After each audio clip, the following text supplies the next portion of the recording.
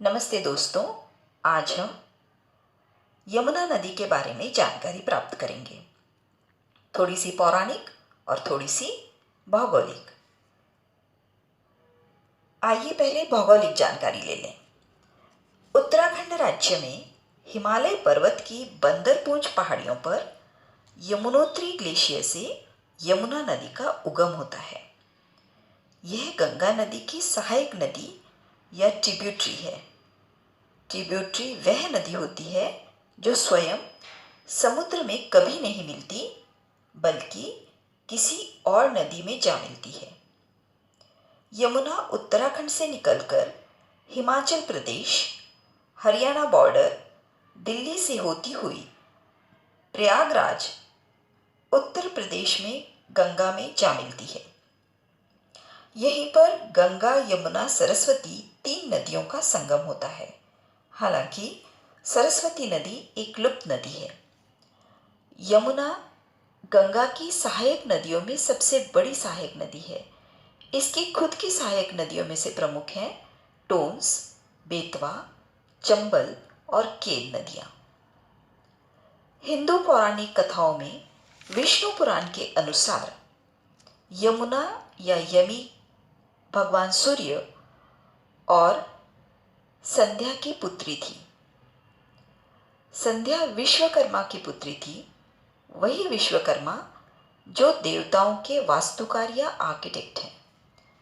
Yummy यानी कि यमुना के 2 भाई थे, मनु और यम। यम यानी कि मृत्यु के देवता। सूर्य के तेज को सहना माता संध्या के लिए कठिन था, इसलिए उन्होंने अपनी जुड़वा बहन छाया को भगवान सूर्य के पास रखा और खुद तपस्या करने चली गईं। छाया को एक बेटी हुई जिसका नाम ताप्ती रखा गया और 2 पुत्र हुए, मनु और शनि नाम के। इसका मतलब 2 मनु, 1 यम और शनि, इस तरह से 4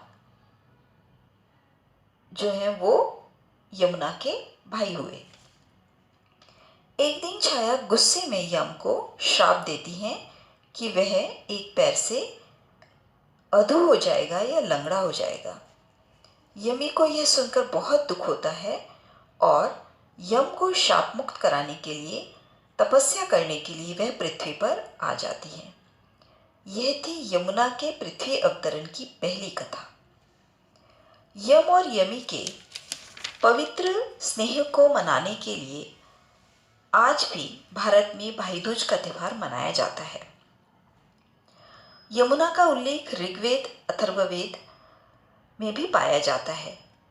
यमुना कृष्ण की 8 भार्याओं में से एक है, अर्थात 8 पत्नियों में से एक है। कहा जाता है कि राधा जी के श्राप की वजह से भी वह पृथ्वी पर अवतरित हुई। यह है इसके अवतरण की दूसरी कथा। यम की मृत्यु के बाद यमी के आंसुओं से यमुना नदी की उत्पत्ति हुई। यह है यमुना नदी की उत्पत्ति की तीसरी कथा। चौथी कथा के अनुसार भगवान कृष्ण से विवाह करने के लिए यमुना पृथ्वी पर अवतरित हुई। यमुना नदी का वाहन कछुआ बताया जाता है। तो यह थी यमुना नदी के बारे में वस्तुनिष्ठ या फिर ऑब्जेक्टिव टाइप जानकारी हिंदू पौराणिक कथाओं में और भूगोल में। तो आई होप आपको वीडियो पसंद आया होगा। अगर पसंद आया है तो प्लीज़ लाइक, शेयर और सब्सक्राइब करना मत भूलिए। धन्यवाद।